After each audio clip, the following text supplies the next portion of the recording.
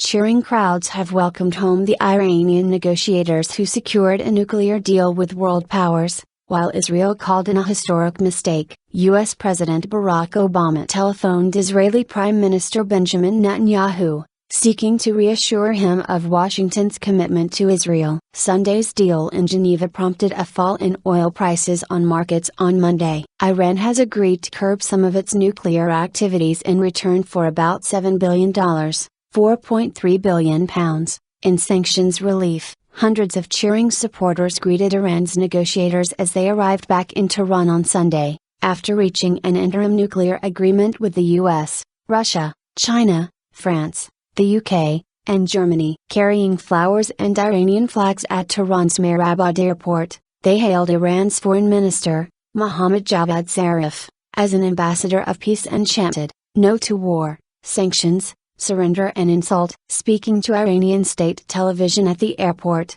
Mr. Zarif said Iran was prepared to take the necessary steps to keep the deal on track. But he said the interim, 6-month deal agreed in Geneva could be halted by Tehran at any stage.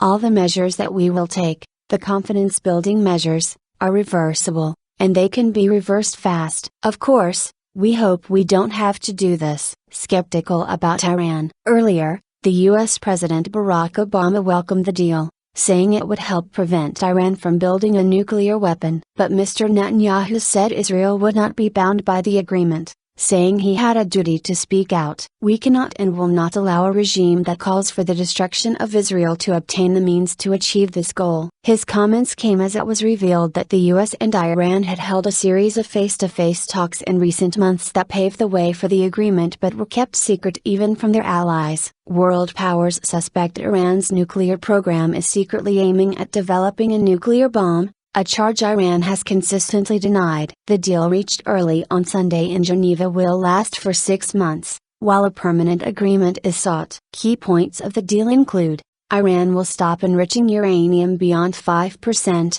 and neutralize its stockpile of uranium enriched beyond this point. Iran will give greater access to inspectors, including daily access at the Natanz and Fordo nuclear sites. There will be no further development of the Arad plant, which it is believed could produce plutonium in return. There will be no new nuclear-related sanctions for 6 months if Iran sticks by the accord. Iran will also receive sanctions relief worth about $7 billion, £4.3 billion, on sectors including precious metals. The interim agreement with Iran, the world's 4th largest oil producer, prompted a fall in oil prices in early Asian trading on Monday, with Brent crude falling by more than 2%. Although Iran will not be allowed to increase its oil sales for 6 months, analysts say the deal is perceived by the markets as reducing a risk in the Middle East. Earlier, U.S. Secretary of State John Kerry told ABC's This Week program that the deal was a first step in making sure Iran could not have nuclear weapons. Israel will actually gain a larger breathing space in terms of the breakout capacity,